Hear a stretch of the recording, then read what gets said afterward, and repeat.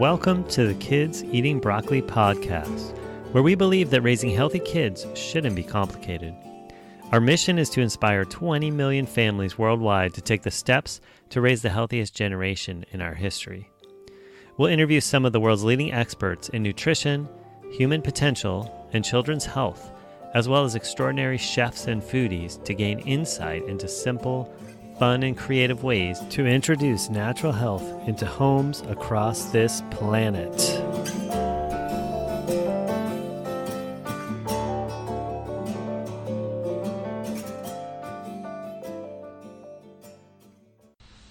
Hey everyone, Dr. Brad here from Kids Eating Broccoli podcast.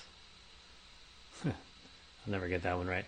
And drelstor.com. Okay, so today I want to talk about the most important thing you can do for your kiddo who's got leaky gut. So leaky gut and gut health, and gut is the foundational root cause of what might be going on and the place to start.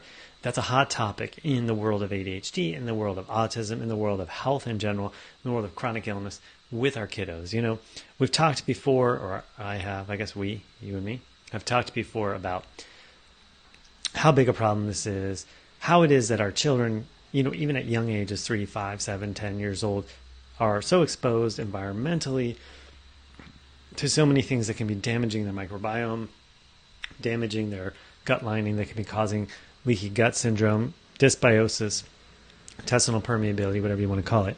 And so, or actually it's all of the above. So what is the most important things that you can be doing if that's what's going on with your kid? Or the number one thing. And so really the number one thing well, let me back up. So in these conversations in Facebook groups and so on and so forth, it's, you know, these questions get asked, like, what do I do? Focus on the gut first. Well, what do I do there? Is there some supplement? So, give them probiotics, or give them this gut healing supplement, or this other gut healing supplement. Try the GAPS diet, or the SCD diet, or the Nemechek protocol, or all these different things. And, I like to sort of step back a little bit and consider what could be the most important thing to helping and resolving a situation with leaky gut. And I think that really the most important thing has got to be to stop the damage. So if you had, I don't know, I should have thought of an analogy first, but if you have a dam, right, it's damming up a stream and making a reservoir behind it, and there's some crazy fish, say, for example, that's like eating the dam, the rocks of the dam. You can use the dam patching cement and keep patching those holes and try to do it faster than the fish can break them out, but and think that's, the resolution. But if the fish are there still eating the holes, you're going to still get leaks, right? So I think the number one thing is to stop the damage from continuing. And how do we do that? So I think we have to understand and identify what the most common causes for this gut inflammation, this dysbiosis, and this leaky gut situation in our children is, and start to mitigate or avoid those things, or start changing their exposure rate. So I'm going to go over just a few of the primary ones, the biggest ones, the most common ones, and the most important ones to start being aware of and changing, so that your kids aren't just having that continuous damage and injury to their gut lining, to their microbiome, so they can actually heal. Because amazingly enough, our bodies, when we remove the insult, when we remove the interference, we remove the damage and allow the system to work as it should, we actually tend towards healing and heal ourselves. So that's really why we want to start with that phase first. We want to remove the damaging aspects. So start off with number one is going to be stopping, would be ideal, completely stopping, or at least limiting your child's exposure to herbicides, pesticides, primarily glyphosate. Now that's a big one. Glyphosate is everywhere. It's water soluble. So it's in 75% of the rainfall, 75% of the drinking water, 75% of the air if you're in anywhere near farm country. So that's going to be tough to get it down to zero, but you want to get it down as low as possible. So that's certainly the best thing would be eating all organic food. You also want to be aware of the most common drenched, most common exposures to glyphosate. So those are things like conventional wheat, legumes are bathed in glyphosate, and then any GMO food has a lot of glyphosate in it too. But really any conventionally farmed, factory farmed food. So you want to be eating local, you want to be eating organic as much as possible. And when I say as much as possible, really, really as much as possible, because that is such a potent destroyer of the microbiome and the gut lining itself. So that's one. We want to get glyphosate out of there. Number two is fluoridation. If you live somewhere in a municipality that fluoridates their water, I highly recommend you finding some sort of filtration system so that your drinking water is not fluoridated. Fluoride is a big disruptor of the microbiome and causes for a lot of inflammation and disruption in the gut lining. Fluoride toothpaste, another big one. Probably some dentists out there freaking out that I'm telling you to avoid fluoride, but it is a potent injurer, damager of the gut microbiome and of the gut lining itself. And it's a very common exposure. I know that there's a lot of places, amazingly, it blows my mind, but that if you live on a well system that doesn't have a lot of naturally occurring fluoride in the water, a lot of dental places will give you fluoride tab, and I think even pediatricians, to give your kid like it's a supplement. It's like insane, It calcifies the pineal gland, and it disrupts the microbiome. So get rid of the fluoride as well. And then the next one is a huge one too, and that is all of this antibacterial stuff. You go into some households and all the soaps in the bathroom, in the kitchen sink, are antibacterial soaps.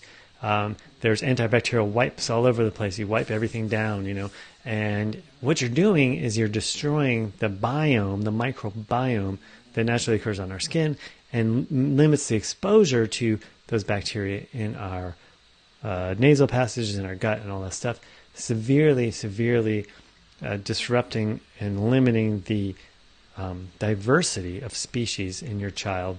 Those chemicals also, by the way, a lot of times are carcinogenic.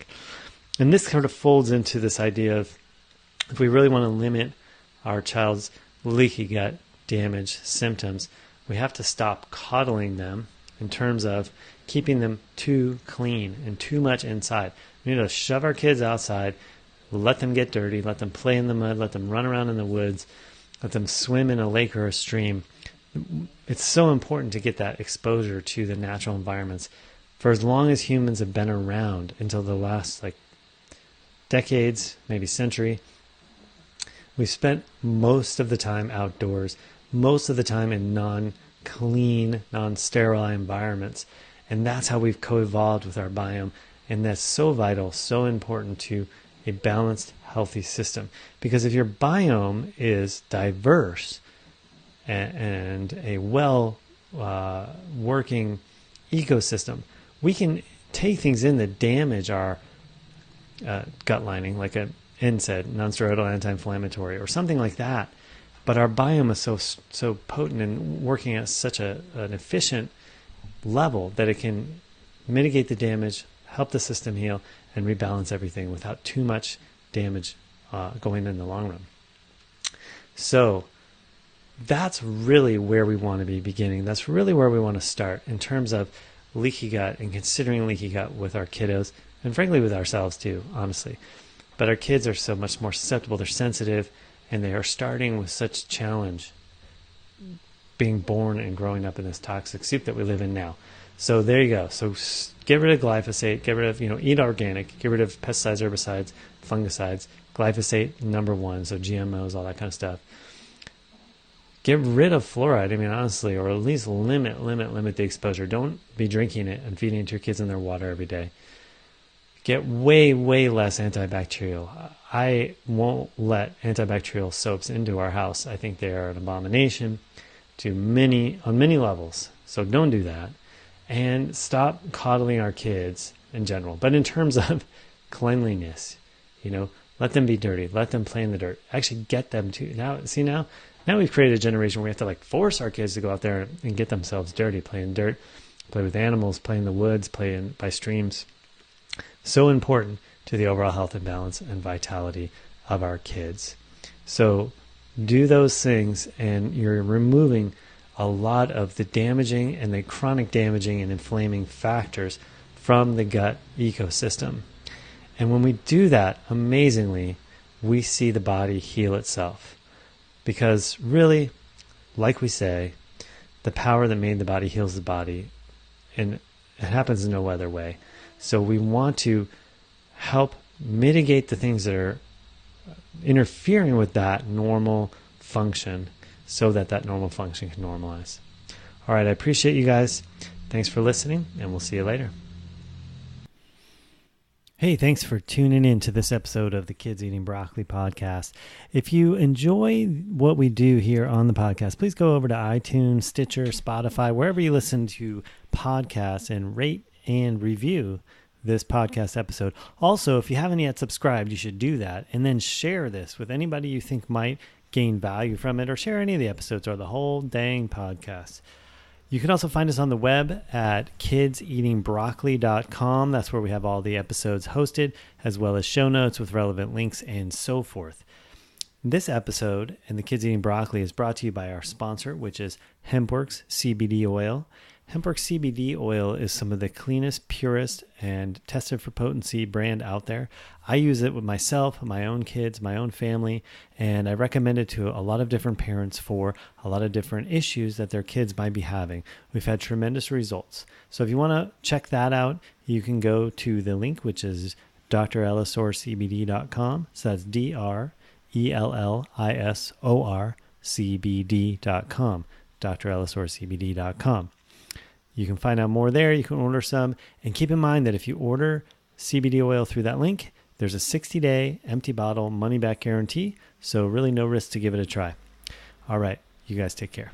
We'll see you next time.